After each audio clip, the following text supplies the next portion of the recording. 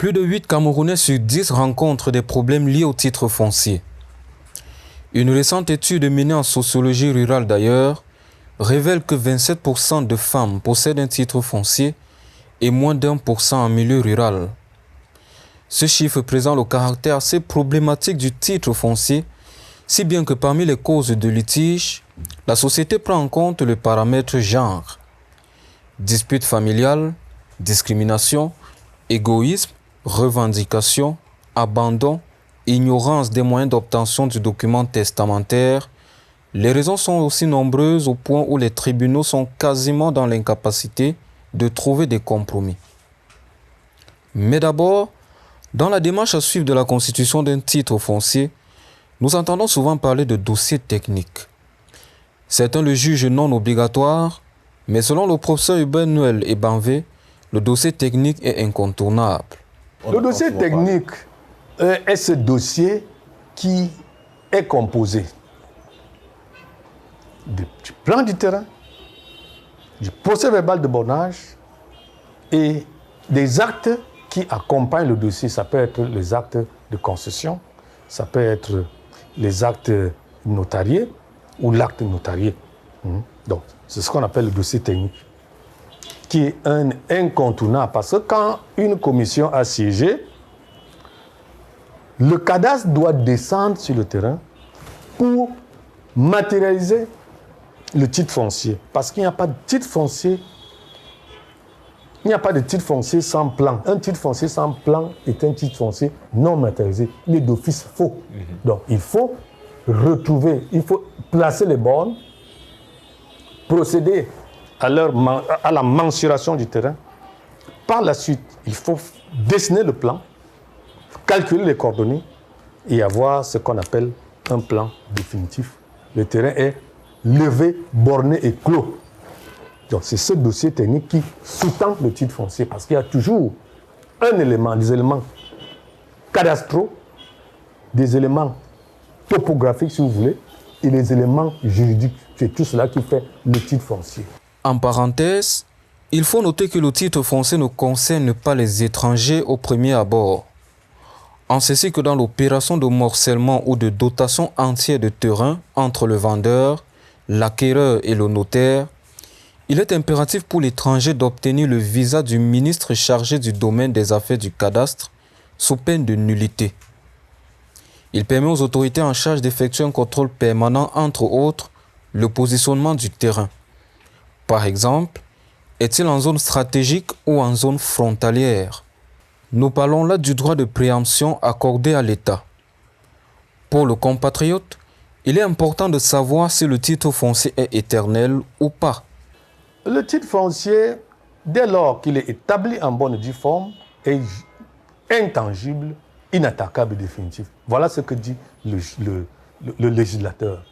Donc, parce qu'il est ainsi fait, ainsi confectionné, nous pouvons dire qu'il est définitif. Je ne dirais pas qu'il est établi ad vitam aeternam. Parce qu'après, nous pouvons avoir des morcellements, il faut avoir des expropriations, nous pouvons avoir des pertes d'un titre foncier, vol d'un titre foncier, et dans ces conditions, il faut le reconstituer.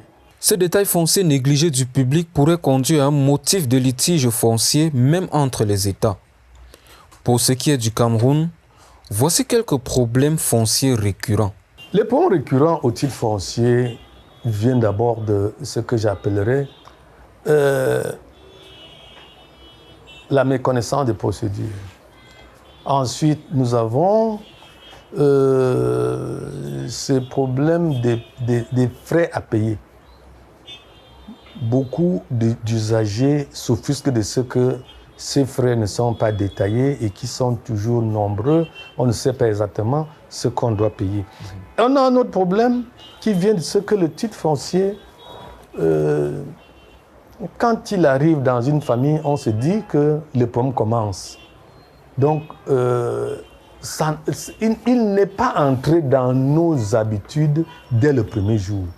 Et le titre foncier, qui nous permet très facilement de lever des fonds auprès des banques, suscite beaucoup, attise beaucoup de convoitises.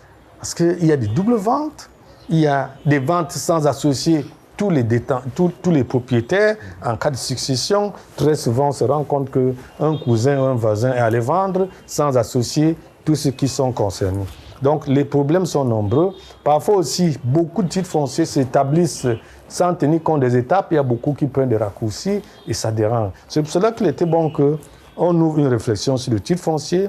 Moi, ayant été sur le terrain, ayant l'avantage aussi d'être quelqu'un qui est proche de la doctrine, donc j'ai pensé qu'en mettant ce livre à la disposition de la communauté universitaire, à la disposition des chercheurs, j'ai ajouté quelque chose à l'édifice de notre pays, surtout qu'il y a beaucoup de verrous fonciers qui gênent les grands projets. Parce qu'obtenir le titre foncier reste un parcours du combattant. Oui. Au début de la conclusion générale de son ouvrage, intitulé « Le titre foncier au Cameroun », recherche sur la spécificité d'un acte administratif unilatéral, Urbain Noël Ebanvé rappelle que le titre foncier est un acte juridique qui, à plus d'un égard, n'est pas commun. Un autre motif des problèmes fonciers se situe au niveau des ayants droit légaux. Quels sont ces ayants droit légaux? Les ayants droit dans un titre foncier sont en fait les propriétaires. Oui, pour ça, Je parle de propriétaire. Oui. Le propriétaire est celui dont le nom se trouve sur le titre foncier. Tous ceux qui ont leur nom sur le titre foncier, soit ils sont propriétaires, soit indivisaires, soit co-indivisaires. Nous allons là d'une propriété à la question de la succession. Et la question de la succession est une transmission en réalité d'un bien du mort au vif. Donc nous avons là un propriétaire qui meurt, vous savez, comme disait Paul Valéry, nos civilisations sont mortelles. Les hommes naissent, vivent et meurent. Et à la mort commence une autre vie. Que devient le titre foncier? Que deviennent les biens que laisse le propriétaire? S'il a fait un testament, le problème est assez souvent réglé. Mais il y a des testaments qui sont contestés, vous le savez. Mais il est normal que, à la mort d'un propriétaire, que ce soit simplement ses enfants considérés comme ayant droit à titre principal qui lui succèdent. Maintenant, on peut avoir des cas où la femme est administratrice et bien son épouse. Mais très souvent, les choses peuvent bien se passer ou ne pas se passer comme on le souhaite. Mais il y a toujours cette question de partage, de succession, de vente d'un bien laissé, légué par le propriétaire initial. S'agissant des enfants, un justificatif de ce statut fait de lui un copropriétaire. Comme piste de solution, il serait intéressant de produire une base de données sur les titres fonciers existants et accessibles à tout Camerounais. Effectivement, il est normal qu'on tende vers la transparence, mais y aura-t-il un jour la transparence à 100%?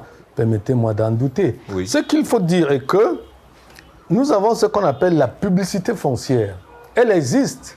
Quand j'ai parlé tantôt de l'insertion au bulletin des avis domaniaux et fonciers, le bulletin des avis domaniaux et fonciers est un support publicitaire. Mais il faut observer et remarquer d'ailleurs que cette publicité est insuffisante. Parce que très souvent, on a affaire à des actes cachés.